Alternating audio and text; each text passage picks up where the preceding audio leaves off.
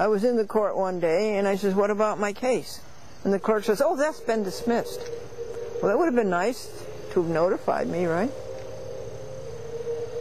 The next case was Eastchester Lincoln Mercury, the same people who owned White Plains Lincoln Mercury. I asked them to fix the driver's front. Something was wrong in the driver's front wheel. And they charged $500. And they didn't fix it. It was still the same. So I took them to the Harrison Town Court. Johnston was his name. Duke. They called him Duke. And he heard the case. And Eastchester Lincoln Mercury hired a lawyer, a crook, as you would expect. I told him what had happened.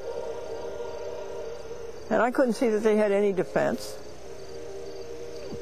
And so the judge split it down the middle. He told them to give me back $250. That was not justice. The third case was a landlord-tenant case. The landlord returned the security deposit but did not return the interest on it for 6 years.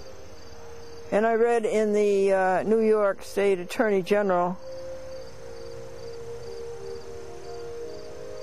pamphlet that if the landlord deposits the money in an interest-bearing account, the interest has to go to the tenant.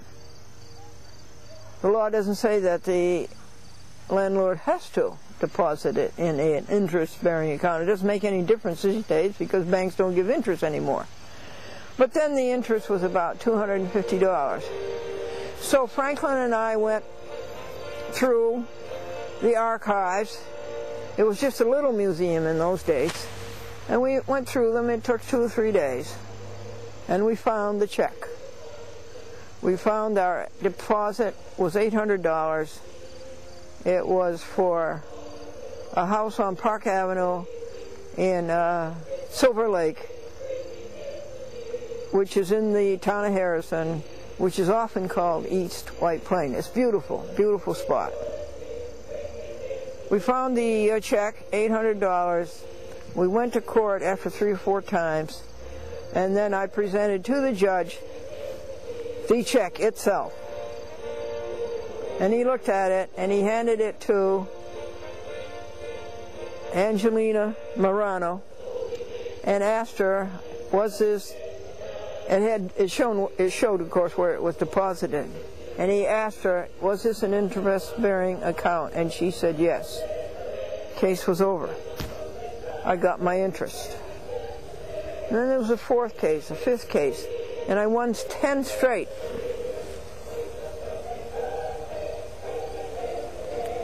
The next suit was against, there was a suit against Cablevision. I hired Cablevision Harrison to make my commercial for Channel 7 broadcast. You know, this was a cable company making a commercial for a broadcast. That was sort of new. And in doing so, the technician, his name was Chuck, let's see, what was his last name? Chuck Goslin at Harrison Cablevision, Purdy Street. And he backed up the tape too far where I wanted the tape put. He backed up the master reel too far, and he ruined a broadcast commercial. And, he just ruined it. But he made the broadcast commercial I was seeking to make, the new one. I paid him something like $300 to make it a 30-second commercial. And it's about $10 a second. And then I asked him to pay me the money for the commercial they ruined. I asked him for $250, which is low enough, and he wouldn't do it. Cablevision wouldn't do it. Anthony Giordano wouldn't do it. Waxman wouldn't do it. Gosselin wouldn't do it. So I took him to court, and Zimmer was there from Yonkers, and the judge was Johnston, and I presented my case, and I called my witnesses, and the judge ruled in my favor and told Cablevision to pay me something like $350. Well, they never did. So I kept pressing it and pressing it and pressing it. And finally, Giordano, who was using public access equipment that belonged to Cablevision to videotape football games in Rockland County and getting paid for it, and not having the equipment available to us public access producers, he got caught. And so did Gosselin, and they got fired.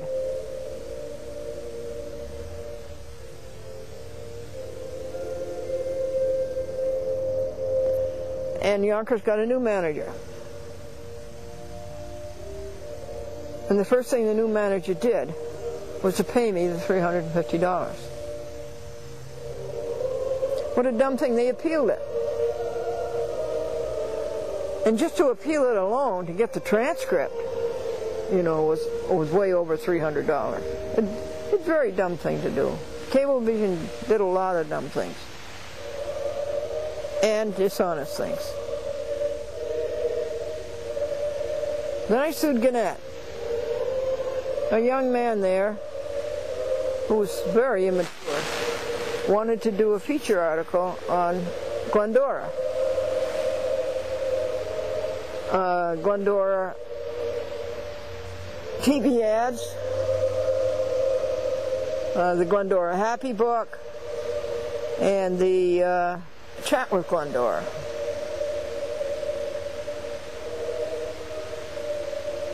And I cooperated with him on something like 10 interviews, and he never could get it going. He never could get it done. Then finally he got angry at some little thing I said. Oh, I know. Something about a hack. And he got angry, and then he said he wasn't going to do it. So I sued him in Harrison Court for breach of promise, breach of contract. He had made the offer. I had accepted. He had given me the terms. I had accepted the terms. There was a meeting of the minds. It was therefore a contract, and he breached it. So I sued him in small claims court in Harrison again, and that was Johnson. And Johnson ruled, of course, in Cablevision's favor, because Johnson is a political figure, and his party didn't want him upsetting Cablevision, who's a big donor.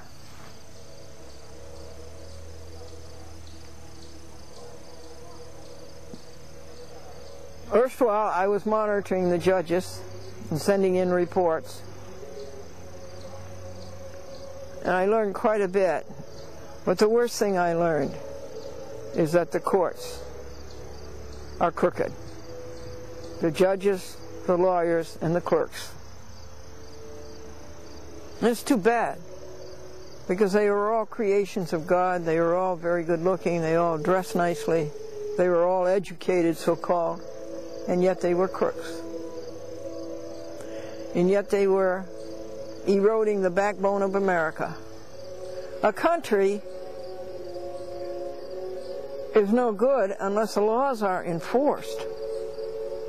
If the laws are not enforced, the country has no backbone.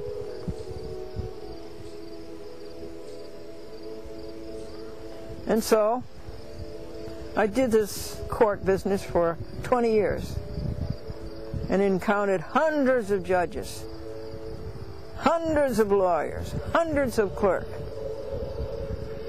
and they all were abandoned, dissolute, profligate,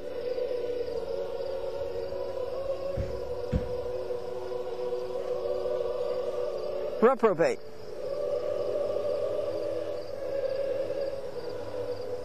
total insensitivity to reproof, utterly lacking in morals,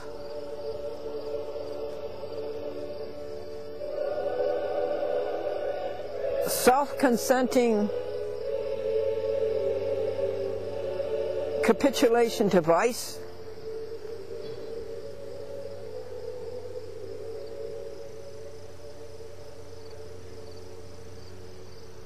it was very sad. And in the next report, you'll hear what I did about that. So, the Glendora TV ads was prosperous. It was making a lot of money. And the court work began to take so much time that I had to use that time to oppose these bad people in the courts, and there was no time to do the Glendora TV ads business. So the income on that stopped. And the money started going into the court racket.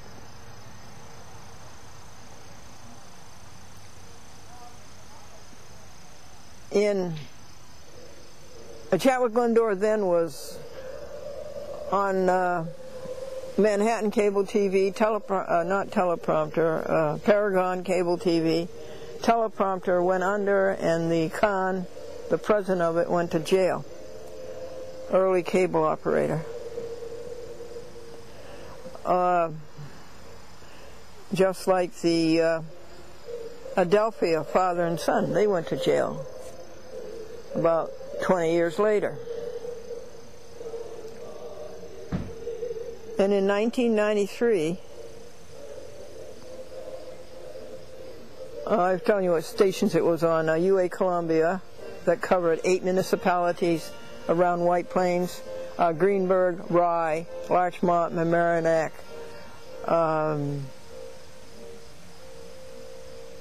Scarsdale, Eastchester, Tuckahoe.